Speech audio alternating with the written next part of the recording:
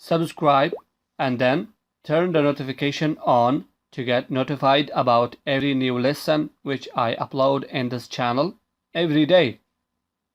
Merhaba, tekrar hoş geldiniz. Umarım hepiniz iyisinizdir. Bu videoda aile hakkında konuşmayı öğreneceğiz. Yani aileni tanımak isterim. Bu benim babam, annem ve ailemizdeki başka kişileri de tanımayı öğreneceğiz.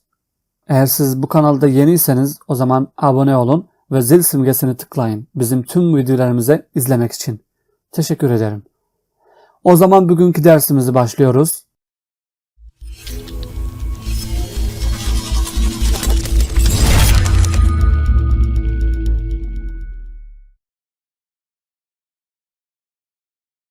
Mesela birisiyle yeni arkadaş olunca ailesini tanımak istersiniz, değil mi? O zaman ailenizi tanımak isterim diye nasıl söylenir? I would like to know your family. I would like to know your family. I would like to know your family. Yani sizin ya da senin ailenizi ya da aileni tanımak isterim. I would yani ben isterim. Like yani hoşlamak ya da beğenmek ya da sevmek. To know yani tanımak. Ve know kendisi de tanımak anlamında geliyor. Your yani senin. Family ise aile demek.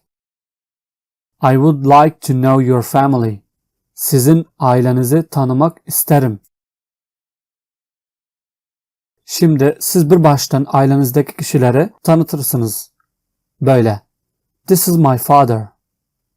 This is my father. This is my mother. This is my mother. This is my brother. This is my brother.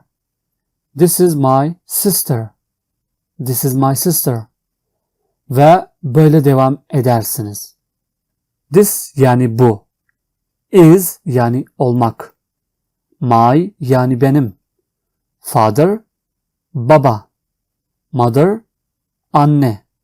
Brother, abi ya da küçük kardeş.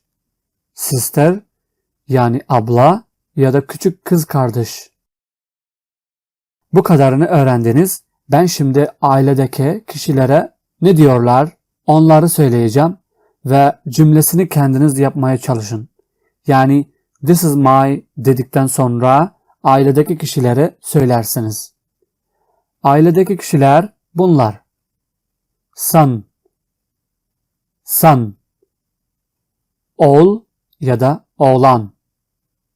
Daughter, daughter, daughter. Kız çocuk. Aunt, aunt. Teyze. Ve hala İngilizce'de aynı kelime kullanılıyor. Yani aunt. Aunt yani teyze de oluyor ve hala da. Ama Türkçe'de farklı. O yüzden kafanız karışmasın. Aunt halaya da söylenir ve teyzeye de söylenir. Sister-in-law. Sister-in-law. Sister-in-law. Yani yenge. Brother-in-law. Brother-in-law. Yani enişte demek. Ama uncle da diyorlar. Uncle.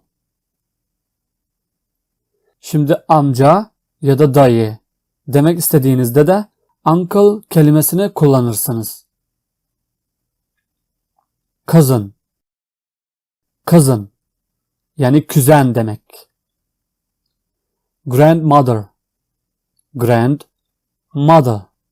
Yani anne ya da anneanne. Grandfather.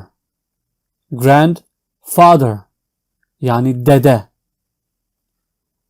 Grandson. Grandson. Yani torun. Ama oğul torun. Granddaughter. Granddaughter. Yani torun ama kız torun. Bu videoda bu kadarlık.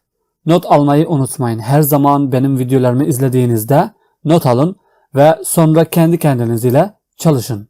Arkadaşlarınız ya da kardeşleriniz ile de çalışabilirsiniz. İnşallah çabuk öğrenirsiniz.